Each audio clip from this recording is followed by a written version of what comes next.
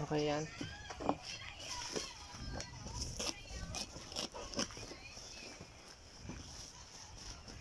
Bubukas po tayo ng footrest ng Susi Passion. Tignan natin kung basag siya. Pag basag ay sorry natin.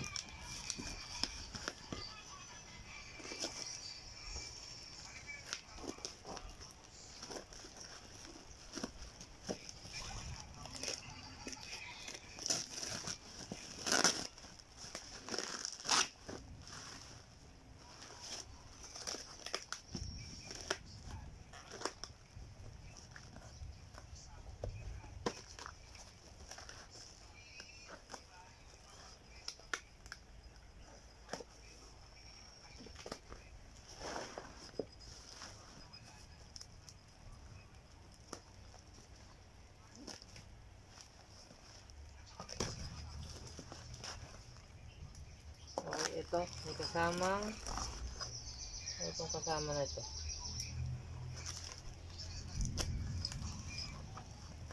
Ito yung kanyang ano sa paa, sa apakan.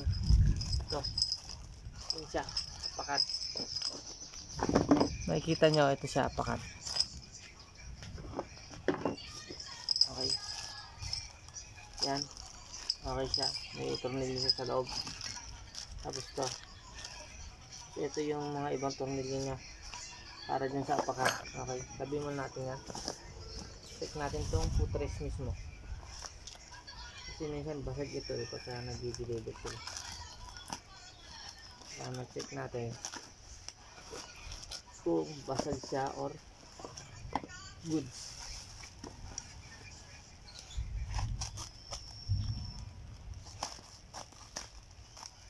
Yan na. Yan siya.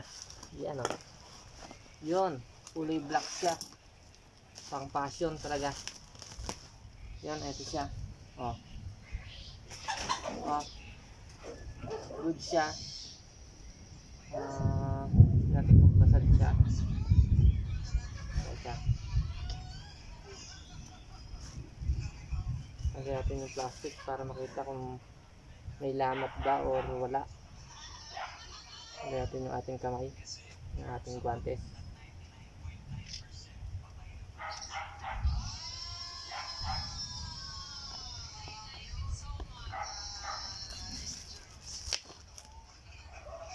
Hindi ito nabubuksan. Plastic siya na madikit ng plastic nito. Natin. Ito yan.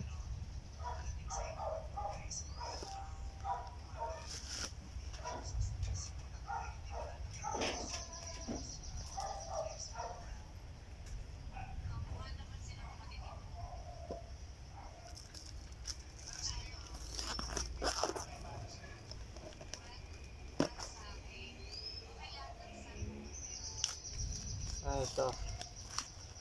Nagsimulan.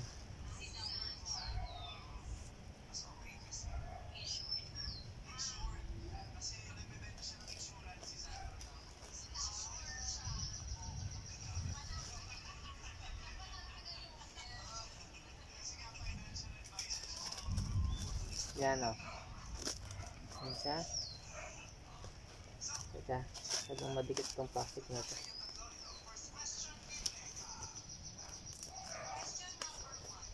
Check natin kung talagang may lamat ba siya or wala.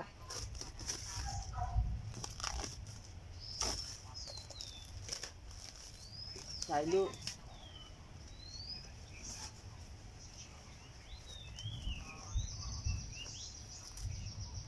Yan siya. Goods po siya. Wala siyang lamat. Maganda. May gas-gas lang siya. Ito. May gas-gas siya konti. O dumi lang yan. Siguro. Parang gas-gas pero hindi naman. Dumi lang. Kasi maapakan din naman ito. Yan. Ito siya. Good siya. Kaya lang wala siyang kasamang tornilyo nung mismong sa tapakan. Dito lang. Ay, ito pala yung kasama niya. Ito. Pero mas maganda ang bumili sa ng stainless. Kasi kinakalawang ito. Okay, goods. Ito siya, Rushi Passion na toothbrush. Pag bibili kayo, meron siya. Okay, goods.